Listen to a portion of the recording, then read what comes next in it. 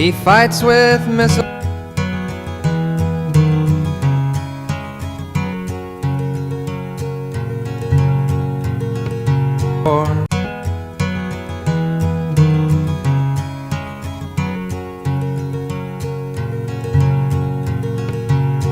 He's 5'2" and he's 6'4". He fights with missiles and with spears.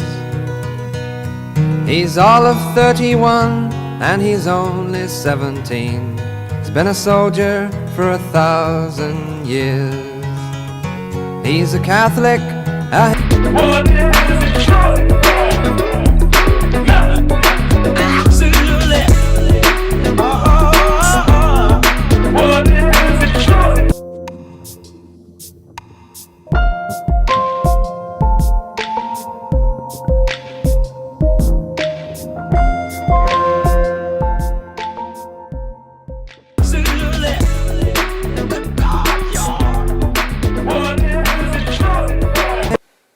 This reporter, Sam Melton, White Eagle, I'm back with you. We have another Just Say No's news update. Today we want to focus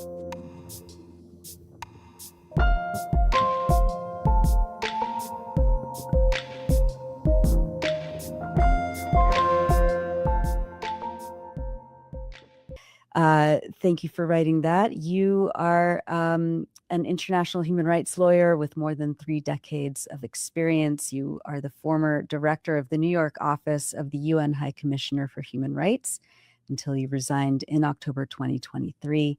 Craig Mulcaber, as always, thank you so much, and we'll have you back on again really soon. Always great to be with you. Craig. Thank you. Thank you very much. Hi, John. Nicely done. Yeah, it's just having that analysis of the exact intention by those in power in the West of not only dismantling bodies like the International Criminal Court or the Court of Justice, but the rule of law itself, international law itself. This is what they intend to do, and we've been watching for 1,028 days while they do it. That's it. It's stunning. I mean, I'm always just kind of left speechless that the most vile, despicable, corrupt, criminal people are forcing the entire world to watch them carry out a genocide without any responsibility and with all the impunity that they are taking for themselves. And this massive middle layer of states that are just quiet on it. Yeah. So there's no real cost to them speaking out on a moral basis. No. Looking at you, Canada. Yeah. I mean, God. I know. Yeah. And as Craig was talking about in terms of what's going on with the Iran war, he said, it's not going the way that the US or Israel expected. What's your I'll say. What would you add to that, John? It's only going to get worse too. That's the thing, is that a lot of this stuff we've been covering week after week, it gets worse. We're going to get into it today about missile stockpiles, and there just really is a finite amount of time that the United States is able to fight. Maybe Israel joins and adds some small number of interceptors to the declining US stocks. But if Israel joins the war, Israel's going to be on the receiving end of massive ballistic missile strikes like we saw before. So having Israel join doesn't actually give you more interceptors. It means you have to spend more, because we know the United States' principal goal is protecting Israel. Yep. It is. All right. So you're going to walk us through what's happening in Iran and also Yemen as well. So let's go for it. Take it away, John. We'll come back right afterwards. All right. All right, so you are watching and listening to the Electronic Intifada. I am John Elmer. This is the Resistance Report on day 1028 of Israel's genocide in Gaza, day 153 of the U.S.'s illegal aggression against Iran. I am reporting this on the afternoon of Thursday, July 30th, and things are, as always, moving quickly. We will get into that more on the show. Let's take a look at the maps, as we always do. Again, this war was started, as Craig pointed out, with the supreme international crime of aggression, but by the Israelis and the Americans that launched the war on February 28th. More than 10,000 U.S. Airstrikes on Iran, a comparable number of missiles and drones launched from Iran towards couple dozen U.S. bases across the region, particularly, as you see on this map in the far left, Kuwait, Bahrain, and beside Bahrain there, the peninsula of Qatar, repeatedly hit, and then Jordan over along the border with Israel further to the west have made up the thrust of the targeted bases. The real point, actually, this week in our weekly show was that for 5 days this week, there was an undeclared pause in fighting. The U.S. stopped after 13 straight nights in the middle of July till this week, 13 straight nights of attacks that were responded to by the Iranians. And then after the final response to the final U.S. Attack, overnight attacks, the U.S. were doing the nightly attacks. Iran responded to the final one, and then there was a pause, in effect, an undeclared ceasefire, because Iran wasn't acting wasn't aggressing. They were being attacked, and they responded. And again, this has taken off, and now, as we are on the air, U.S. strikes last night, overnight, resumed, and Iranian missile attacks have resumed as well. And we'll get into some of those as we move forward. But just on the Strait of Hormuz, as we look at the next map, we can see the Strait of Hormuz, the Islamic Revolutionary Guard Navy said that, again, I've read you this pretty much every week. This is exactly what they say every time. It's also what they say on Channel 16, which is the channel, the radio channel that all ships in the Gulf, Persian Gulf, are communicating on. But it says, we warn against the use of alternative routes in the Strait of Hormuz. The entrance to and exit from the Strait of Hormuz are clearly defined and remain under our full control. The alternative routes are unsafe and dangerous, and we warn against using them, as doing so will have serious consequences. That route they're talking about is the Omani route with so-called U.S. escort, but it's not ship escort because they don't have enough resources for that. It's an aerial escort at best.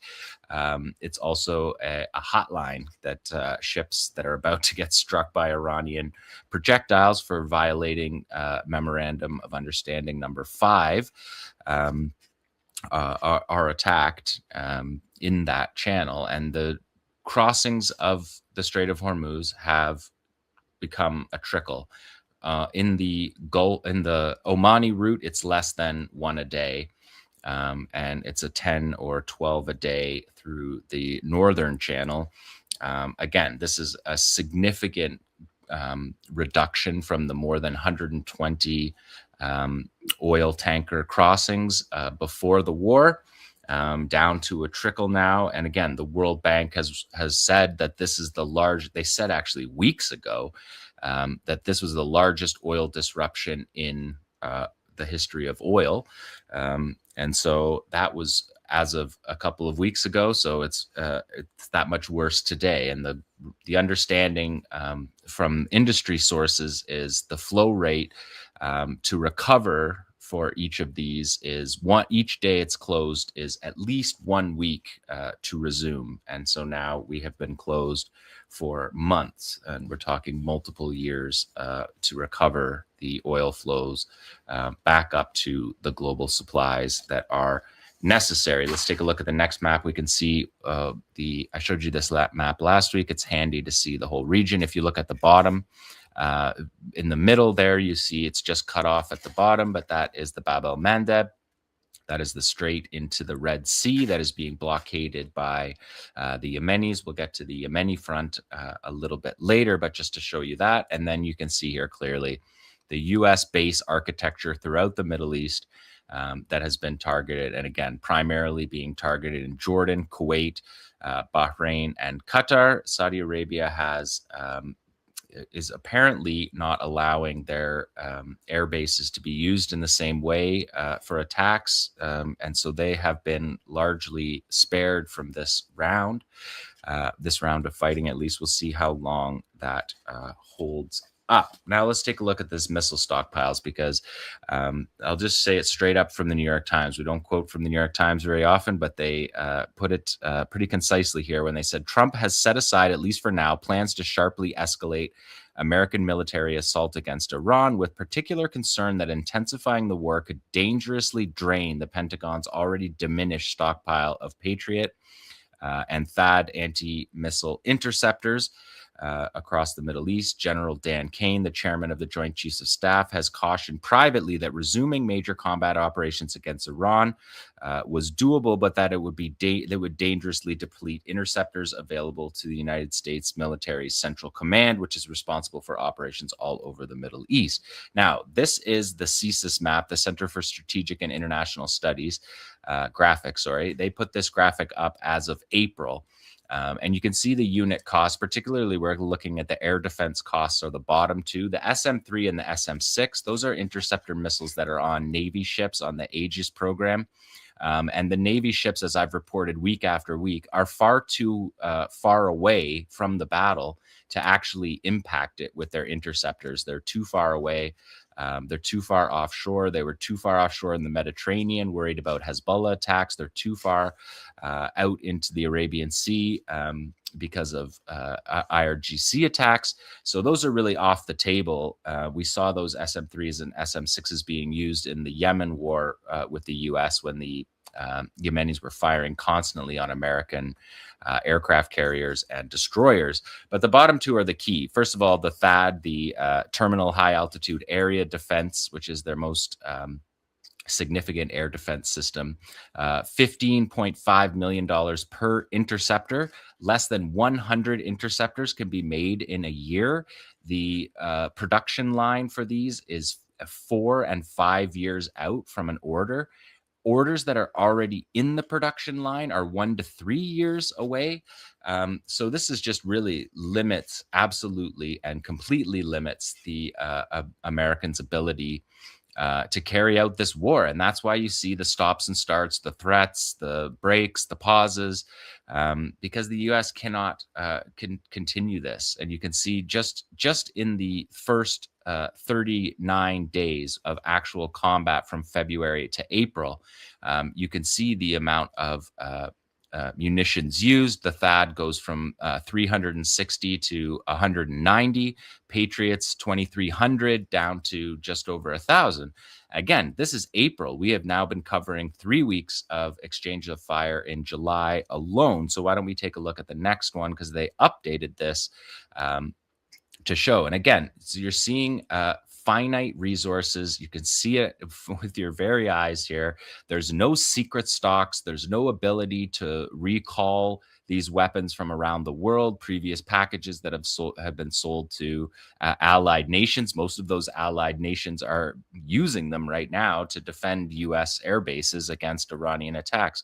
But look at those numbers, just in down to triple digits for the Patriot system. We've seen Patriots be fired in groups versus a single ballistic missile. We were watching that in the first round in those first 39 days. I showed you videos where we were counting 5 interceptors for a single missile. So this is just not sustainable for the United States. And this doesn't even include the destruction of the radars. And the radars, in many cases, hundreds of millions of dollars per radar that are knocked out have created large gaps in this system. So it's not just the missile interceptors, but it's as this war goes on, as the U.S. bases are degraded, as Iran targets the radar installations in particular, these missiles become less effective. And when they're less effective, they fire more of them to make up for the gaps in the radar. And so this is really a situation that the Americans can't get themselves out of. They, the Strait of Hormuz was open the day before the United States launched their act of aggression during negotiations, massacring people who were part of the negotiations in a secret strike, the ultimate act of aggression. This doesn't have an end where the U.S. wins this war. And for Iran, it's existential. They cannot lose this war. So they're exerting control in the Strait of Hormuz, a massive choke point for the global economy. And there's no signs of that changing anytime soon. We are going to show you a few Iranian missile operations. This first one is from last night, and it has sound in, so people be forewarned that you're going to hear the launch of multiple EMAD ballistic missiles coming up right now.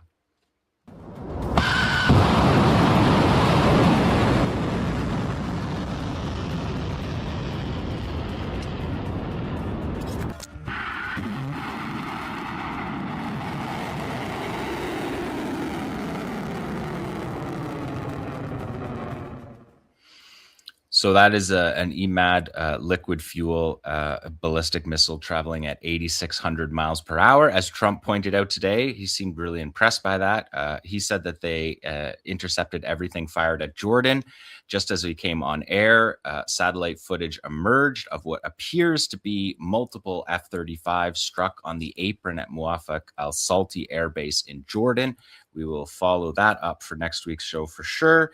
But again, the EMAD has a maneuverable re-entry vehicle. It is very difficult to intercept. It is why they fire multiple at each one, and has a 750 kilogram warhead, which means that when it strikes, it does very considerable damage. Let's look at the next strikes. These were from earlier in the week, just before the pause. Here we're seeing the launch of a series of Fatah 110s, Zulfiqar. There you see a wave of them launched all at once. The IRGC said this was the 27th wave launched, they said, against a devastating attack against the American base at Al-Azraq, that is Muwafaq al-Salti Air Base, causing significant damage to several fighter jets and killing and injuring a number of American soldiers by destroying their military base housing. So significant strikes also at Muwafaq al-Salti is the base where 3 soldiers were killed. And I showed you that video last week and appealed to the United States military soldiers in the Middle East. There's 4,000 of them in Jordan alone and 50,000 in the Middle East. I said to send us what it looks like when it's when you're under attack on a U.S. air base in the Middle East.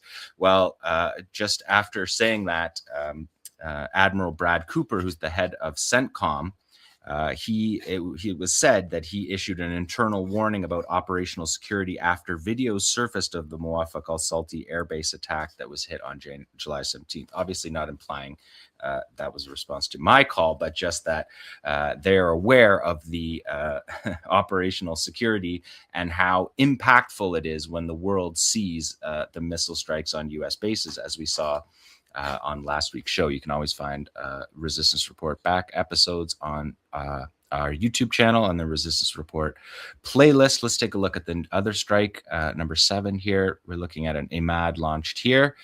You can see it in a daylight launch there. The first one we showed was a nighttime launch, but you can see the debris falling on it. And then there's a Fatah ballistic missile that travels at Mach 15. So that's what they're attempting to show you there, the speed at which it travels. That was launched in that last raid. Then you're going to see a group after this of Khyber Sheikhan and Zulfiqars and Fatah 110s. Those are the solid fuel missiles that they use. You can see there with the opaque white colored smoke, that exhaust smoke from the missile to give you a sense of the solid fuel. And again, the solid fuel can be fired in less than 10 minutes. They can be deployed, road deployed. They could be missile silo deployed. Here's Shahed drones, again, that have been pinpoint accurate and striking bases across the region. Particularly just across the Gulf, where all the states that are being targeted. That's a Shahed 101 that you're seeing going up there at the end.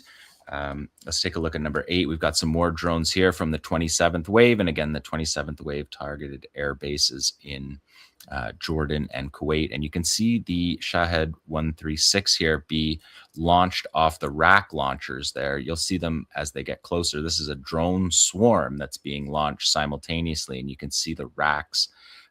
These next two ones, you can really see it better there. And that's how simple it is to launch these Shahed drones. You can see the rocket booster is what falls off there as it flies after the rocket boost there. It drops off the rocket booster to reduce its weight. And these have been obviously a devastating weapon throughout this war. Let's take a look at number 9, because again, I always want to bring in the fact that it's not just the IRGC that's fighting, it's also the Iranian armed forces themselves, the Iranian army, the Artesh. This is an operation on Camp Boring, Camp Doha, and Camp Arifjan in Kuwait. And you can see them launching their Arash 2 long-range drones there, effectively a cross between a drone and a cruise missile that were designed specifically for targeting Israel. And they have announced 25 phases. So 27 phases for the IRGC plus what happened today. And 25 for the Army. That's how they are doing their accounting. And again, a phase for the Army is not a single launch. It's that whole series of launches. And a wave for the IRGC is not a single barrage. Sometimes a wave can last many hours and include many dozens of munitions fired at various targets. But that is how they are classifying their operations so far. Let's take a look at some battle damage assessment, because we're really starting to get these put together. Let's look at number 10. We can see the before and after on the Kuwaiti air base of Ali Al Salam. You can see the containerized base housing here. Again, I showed you this last week when it was destroyed at Muwafaq al-Salti, and also at Tower 22, the American base on the border between Jordan, Syria, and Iraq. And again, we can see the next slide, 11, shows you significant damage into these containerized housing units. We can see the after shot here from number 11. Maybe they're empty. Maybe they're all empty every single time they're hit, because we know the numbers that are coming out are not accurate, although the U.S. did update their casualty database to over 200 just in the July exchanges of fire. After that is on top of the more than 450 from the first stage of the war, the first 39 days from February till April. Let's take a look at number 12, because you can see the way that that we can use this SOAR atlas, this 3D atlas, to show you this destruction on the base using multiple maps here that you can see the containerized housing destroyed. On last week's show, I showed you this containerized housing on bases in Germany. This is how the U.S. Houses their troops. And we know just before coming on air that satellite footage revealed battle damage at Ali Al Salam Air Base, the same air base at the hangars of their MQ-9 Reaper drones. We'll have to follow that up for next week and get you visuals on that and on the strike on Muwafaq al-Salti Air Base that apparently targeted 3 F-35s on the apron. Let's take a look at number 13 now. This is King Faisal Air Base, and this just gives you a sense of the size of the base. And then we focus in here on these hangars that are destroyed, and you can watch on the right-hand side. You can see the panels get blown out of those 3 Hangars. The IRGC said this was an ammunition storage facility. It doesn't appear to be. That wouldn't be where they would store their ammunition, but it's clearly hangars for fighter jets and drones, which in many ways is a lot more significant of a target. Let's look at number 14. That shows the before and after of that same strike. Here on the hangar, you can see the vehicles around it, and watch it get blown out. In this next one, 15, shows the after effects, and again, you can see the blowout panels on that as well.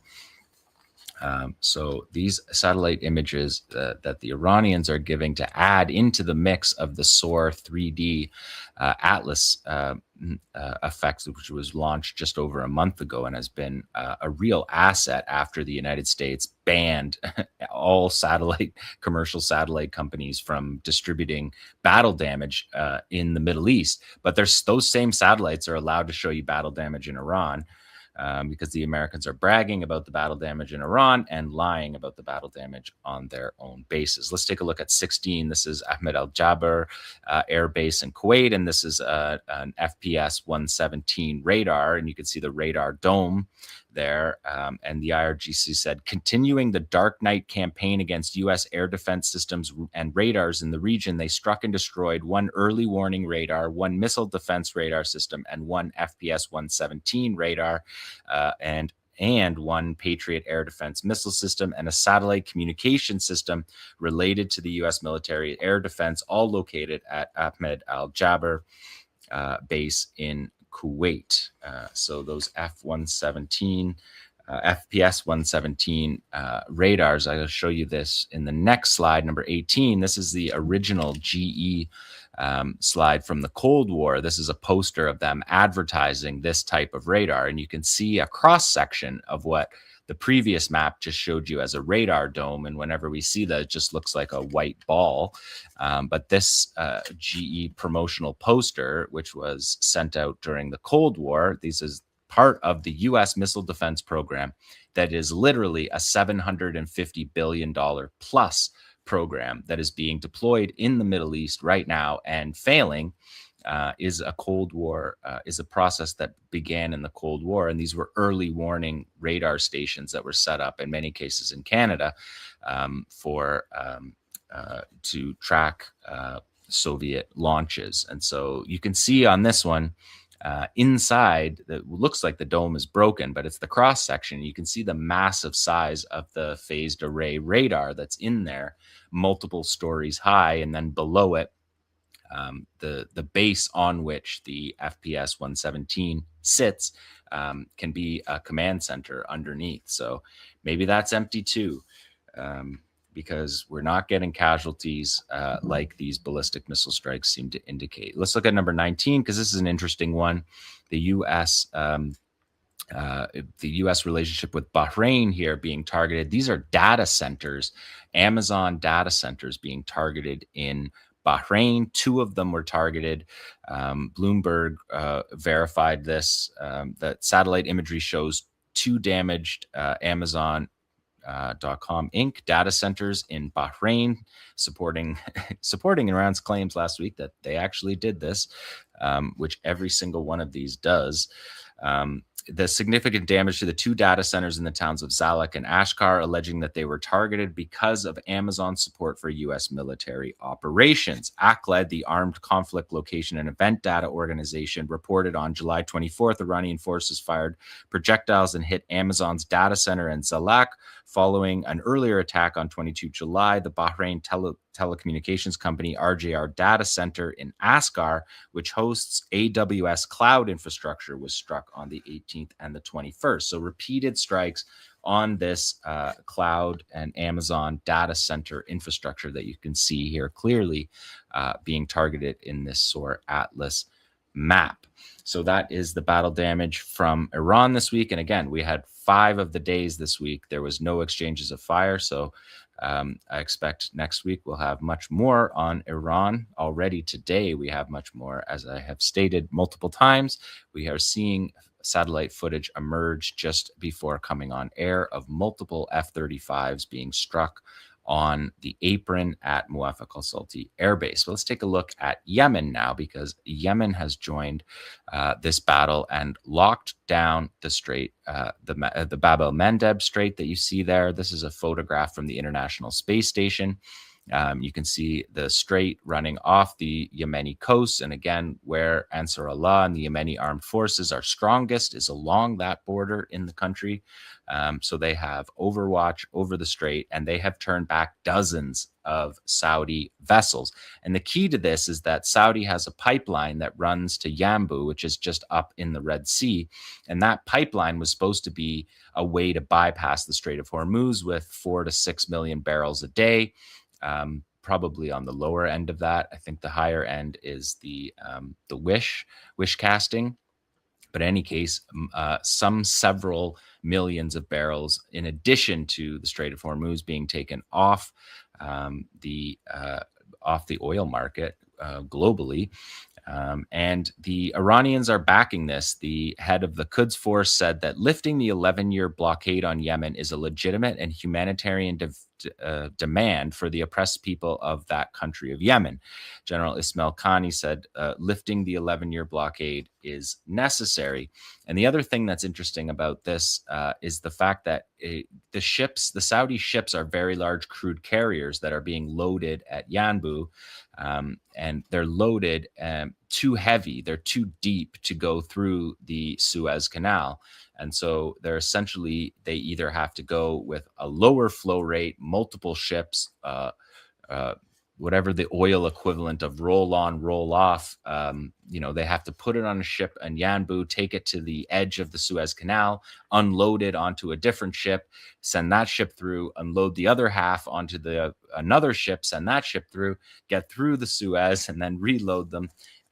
This is just something that is a really impactful blockade on the strait. And some people might ask, how did this begin, other than the fact that Saudi has blockaded Yemen for the past 11 years, a deadly blockade, a humanitarian catastrophe that has been said many times by all humanitarian organizations, the United Nations, everyone involved in humanitarian work has called this a catastrophe for more than a decade, and no one does anything about it. But the Yemeni resistance is deciding to do something about it at this time when the deal between Iran and the U.S. says that there will be a halt to aggression in all countries of the Axis. So Yemen getting in on this. But what started this latest round, I'm going to show you this with audio in. This is a missile strike by Saudi Arabia on Sana'a, the international airport in Yemen, in an attempt to block an Iranian plane from landing, a blockade of the airport in addition to the seaport. So here's a report by Yemeni television that was shown by Tasnim, the Iranian news channel. But this is Yemeni reporters who are watching these strikes. And there's going to be audio again in. You're going to hear explosions in this next round. Let's go to number 30B.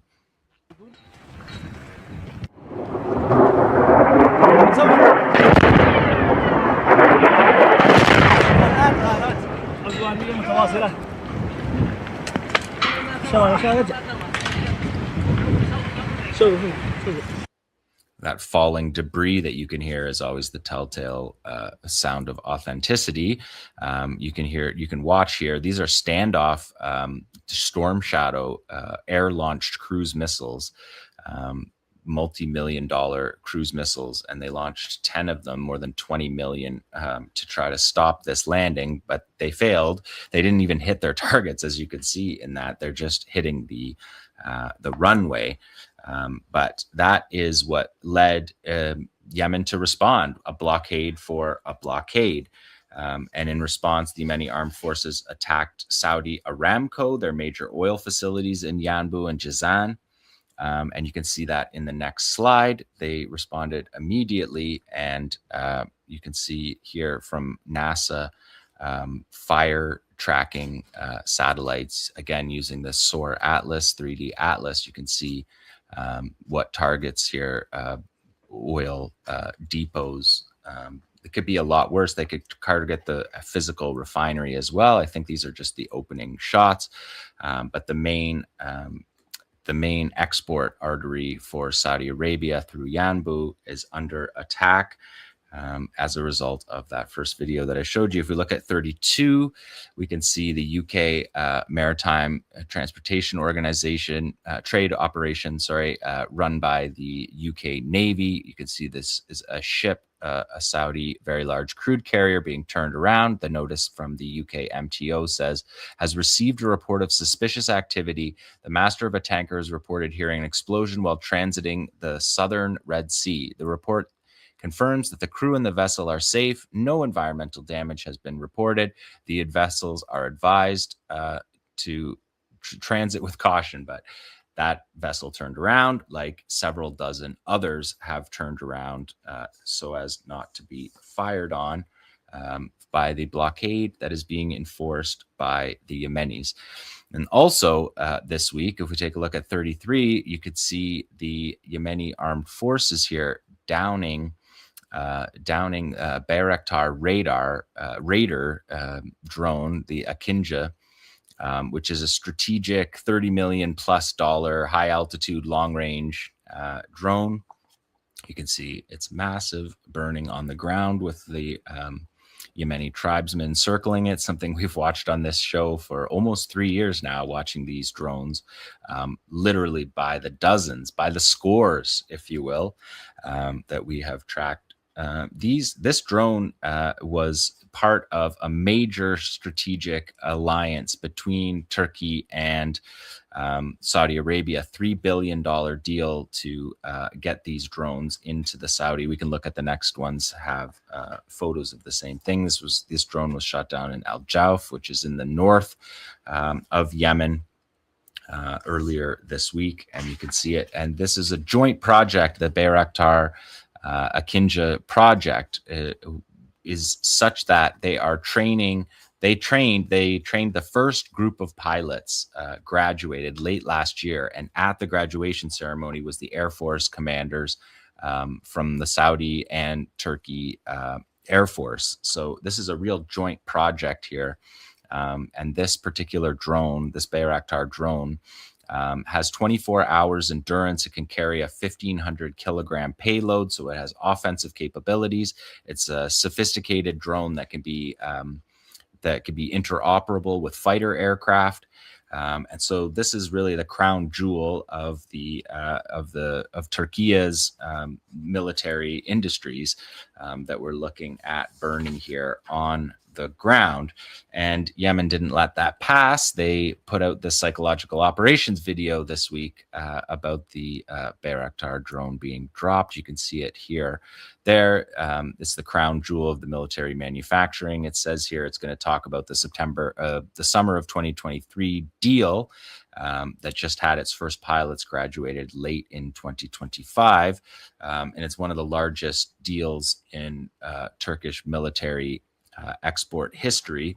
And you can see the plane there is very significant. They're showing us there the radar of the the assumption is that as a 358. We can't see it enough, but this drone flies 10,000 plus feet higher than the MQ-9 that had been picked off time and time again with the 358 missile. And this says your gamble failed. What remains is debris. So your gamble of sharing military technology with Saudi and then deploying that in Yemen, that gamble failed, according to the Yemeni armed forces. And just one quick note from Lebanon, the Israelis said that an FPV drone overnight on Tuesday struck an Israeli D9 armored bulldozer at the Ali al-Taher Ridge. And that is the ridge that the Israelis said they controlled, and Hezbollah said they will not control and do not control. That's the strategic ridgeline north of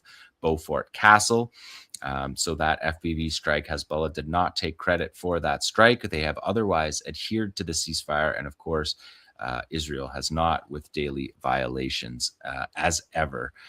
So this has been the Resistance Report on day 1028 of Israel's genocide in Gaza, day 153 of the Iran War. And again, you can find past episodes of the Resistance Report on our YouTube channel at the Resistance Report playlist. Thank you so much for that, John. I mean, the depletion of the U.S. And their allies' interceptor missiles alone is pretty significant. Yeah, for only 50 days, right? It's only 50 days of actual combat. Yeah. So what's the large scale operations? If it goes 50 days like these did, they'll be at zero. So it's a very interesting dilemma that the U.S. has here. Yeah. And like I said, because of the production time and the shortages of the parts, like these are very high tech missiles. The interceptor missiles, they need critical minerals that are difficult to get in the U.S. supply chain. They need to crack into the Chinese supply chain to get those kind of pieces for them. So the supply line is like a 5-year projected out 5 years before even replacing the ones that were used, let alone building a stockpile for future wars. So if this war doesn't have an exit, you can imagine there'll be more than 50 days of combat. 60 days of combat is the uppermost that we've had since February 28th, because we had the ceasefires and the lulls and whatnot. But this large scale attack that Trump has promised, he better hope that there's not Iranian ballistic missiles, which, by the way, are produced at many-fold the rate of the interceptors per year, let alone 5 years out. So, I mean, the Department of War itself kind of confessed over the weekend. They quickly posted and then quickly deleted this image on social media. Tamara, I sent. Yeah, let's see if we can put that up now. Right. I don't know if you saw this. I did see this. Winning, it's not an option. It's true. Clearly. It's Every accusation is a confession. All the insecurity that Craig Mokhiber was talking about is on full display here with the U.S.'s Department of War. And I mean, what does this mean also for Israel's interceptor and so-called defense system? Yeah, sorry to interrupt, but I reported last week that the Israelis essentially mocked the Americans by saying, don't worry, we, like, to all the stories that were coming out, Army Radio, they talked to Army Radio and said, don't worry, we have plenty. We're all good. Like, don't worry about these Americans sweating it. They're big brothers using his stocks, but we're not using ours as a dependent. Yeah, I mean, but a lot of their THAAD systems and Iron Dome system and the batteries were heavily damaged or wiped out by both Hezbollah and Iran. And the critical radars that were destroyed are long-range radars. They're not primary, even though they're struck on bases in Kuwait and Jordan. Jordan is the real example of it. But those radars are for Israel. They're for long-range tracking. So you can see the launch take place from Iran, and then you can calibrate it. If you lose those radars, you create massive gaps in the layered system. And those gaps mean that the missiles respond later. They respond with less information, because these radars are supposed to relay to each other a smaller and smaller target zone. But if those radars are missing, the target zone stays wide, requires you to fire multiple interceptors. And it's really just this interceptor math. I mean, I reported on the first day before there was even a war, when they were doing the buildup, saying they don't have enough of these. Every show I was like, should do the interceptor stockpiles, and we never, it was never necessary because they just kept on firing them. And so we did it on the show today, because the Americans are admitting that they can't, like their top generals are admitting that they cannot carry out a large scale attack like Trump is promising and chickening out on, or whatever he does all the time, changing his mind. Right. So It's incredible because, like, not only do they not have the physical materiel, to keep this immoral, just total vile war of aggression against Iran going. But as you keep pointing out, the economic impact of the US's war of aggression is going to be felt not just for days or weeks or months, but years. And it's going to impact the entire global economy and the agriculture market and shipping and infrastructure on a massive scale. And no one in the US, I think, is prepared for the wave that's coming. Yeah, no, especially when the entire economy in the US and Canada in particular Yeah. are made up of the like on-time shipping, where instead of having warehouses stacked with products like decades past, now they store the products on trucks as they're driving it for for up to the minute deliveries.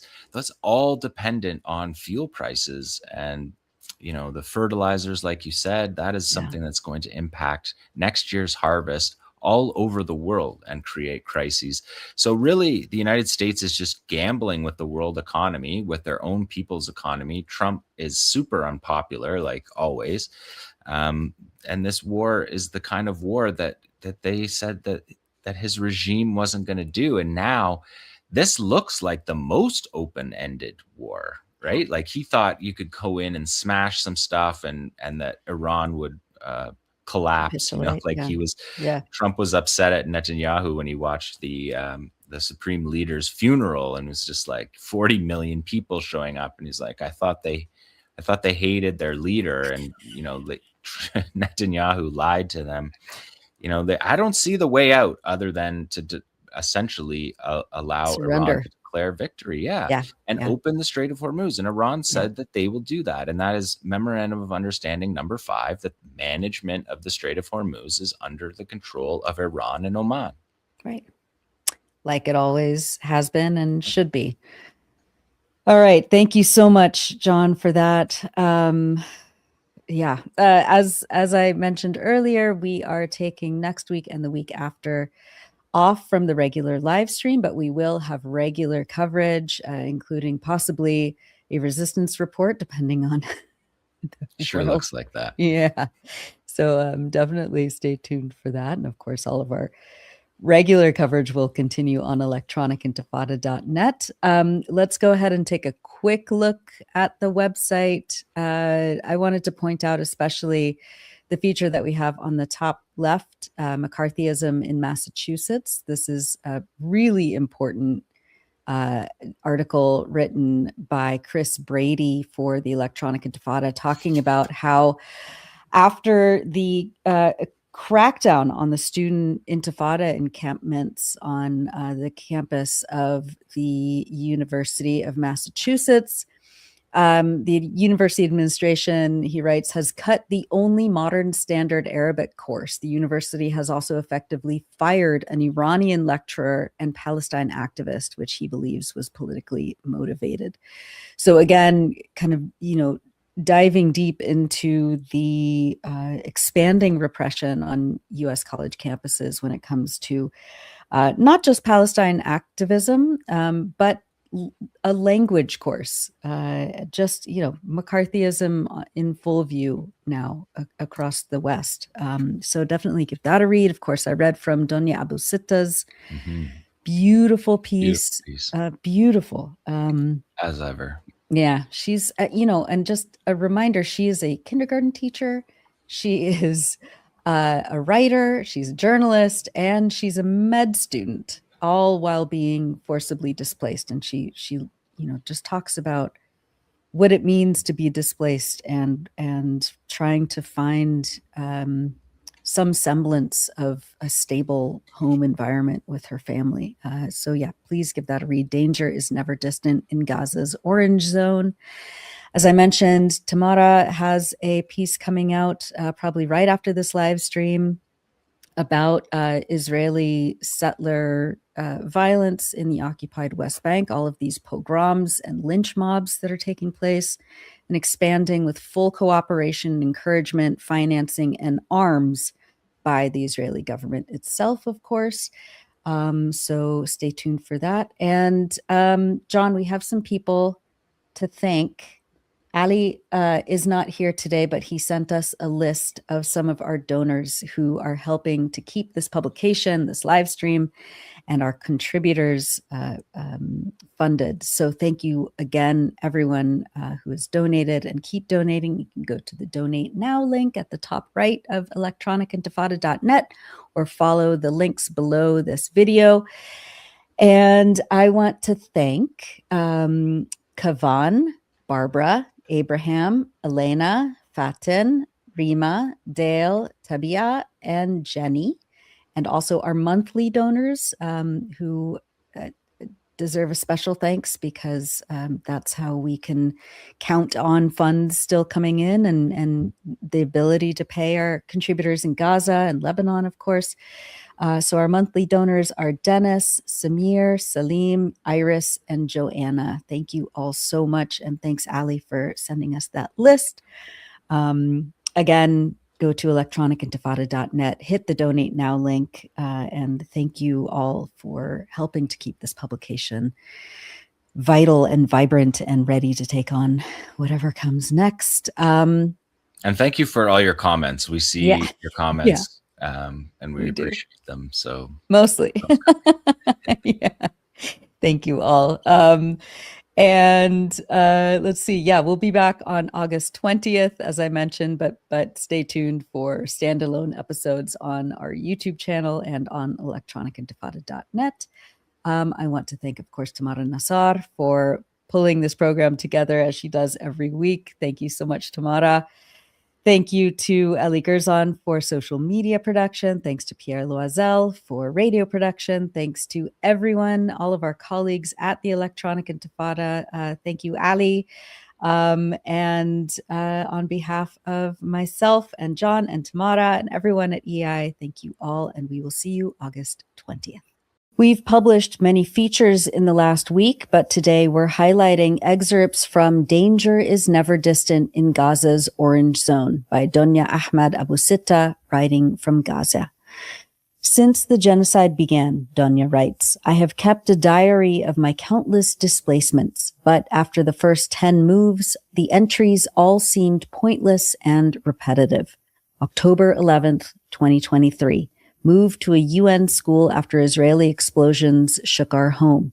December 5th, 2023. Moved to Rafah. Sniper was meters away from the UN school. June 13th, 2025. Moved to Al-Mawasi after Israeli forces launched another ground invasion of Khan Yunis. Weather was hot. Transportation unavailable due to lack of fuel. In those previous displacements, we've been forced to leave rented homes and apartments after following evacuation orders, sometimes leaving everything behind. But with this latest displacement, there was no evacuation order, no immediate threat. The owners of the apartment we were renting wanted to sell it. My family and I had lived in this apartment in Western Khan Yunis at the Al-Nam Sawi Towers for nearly a year. From the 5th floor balcony of the apartment, we had a view of the backside of the Nasser Medical Complex, where we could see the funerals of martyrs and hear the sirens of ambulances following every explosion from Israeli bombs. As a medical student, the location was convenient, as I didn't have to walk far to the trainings and workshops held at Nasser, always packed with students, some of us sitting two to a chair. At one workshop, we learned how to stitch up wounds. We didn't have enough stitching kits, so we shared, and I later practiced at home. Our move-out date approached, and we still hadn't found a new place to live. For weeks, every member of my family joined in the search. We asked residents and questioned shop owners about potential homes. We also called friends for help and looked on Facebook pages, but to no avail. Finally, we decided to look further afield. A friend of my brother Hassan told us about a place near the Abu Hamid roundabout in Khan Yunis. The owners of the place had been his neighbors before the genocide. Yet there was one problem. The home was located in the so-called Orange Zone, an area that is adjacent to the occupation's yellow line. The orange line has been drawn up this year amid Israeli moves to increase the proportion of Gaza which it fully controls. On May 29th, Benjamin Netanyahu, Israel's prime minister, announced that he had instructed the military to expand its direct occupation so that it covers 70% of Gaza's territory. Everything behind the yellow line, homes, agricultural land, and everything in between, is off limits to us. Still, we had no choice. We had to be out of the house. We immediately got to work preparing for the move. Opposite our new home, a 3-story apartment building, is a small supermarket, and a little farther ahead is a prayer tent. On all other sides are ruined houses and piles of rubble. Our new house did not seem entirely like a house. To be more precise, it was a collection of concrete columns enclosed mostly by tarps instead of walls. My brother Hassan had repaired some of the walls, though they were still damaged. Inside was a living room, a bedroom, a kitchen, a bathroom, and a balcony that slanted more than the Leaning Tower of Pisa. Anyone standing on it would be likely to fall from the second floor to the ground. That first night, my mind traced over my worst memories of the genocide, such as when an occupation sniper was near our home in the Al Amal neighborhood in Khan Yunis, and we were forced to avoid windows to crawl on the floor. Then I thought about the time a special forces unit entered the Al-Shabura camp in Rafah at the beginning of 2024, and the quadcopters hovered low and targeted anyone who moved. My mind considered all these scenarios, as if helping me plan for them. How would I respond if anything like that happened tonight? I messaged my close friend Bara. I feel like there are people under the rubble surrounding me from all sides. She replied that I wasn't just feeling that, and that certainly people were under the rubble. I fell asleep wondering about the people under the rubble. Did they live for a long time under the rubble? Did they suffer? Had their calls to rescuers gone unheard? I hoped that one day they could be buried. We have now been in the house for over a month. The water truck comes twice a week. People line up and wait for its arrival. From there, hoses extend from the tanks on the truck and we fill our containers. Obtaining drinking water is a separate ordeal. We pump water from our 1,000-liter rooftop tank, which lasts us for about 3 or 4 days. For bread, we have to go to the city center to buy it because there is no bakery in the area. Adjusting to the new home hasn't been easy. There is no stable internet connection in the area, and we are still making repairs to the house, as it has no proper water or sewage system. Our most recent improvement involved partitioning off a space with a nylon curtain for my brothers from the main living area. Quadcopters approach the neighborhood daily, morning and evening, to film and survey the area. Yet I have grown to feel more comfortable in the house now, since, safety-wise, there is no truly safe place in Gaza. Those are excerpts from Danger is Never Distant in Gaza's Orange Zone by Donya Ahmad Abu Sitta, writing from Gaza. Read more on electronicintifada.net.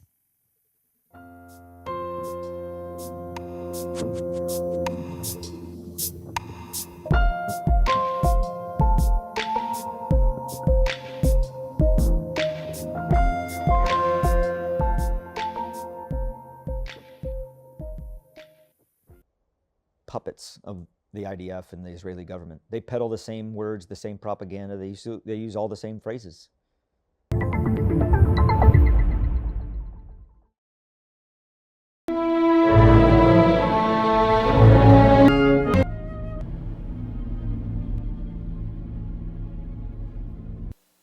All right, thank you. Have a good evening.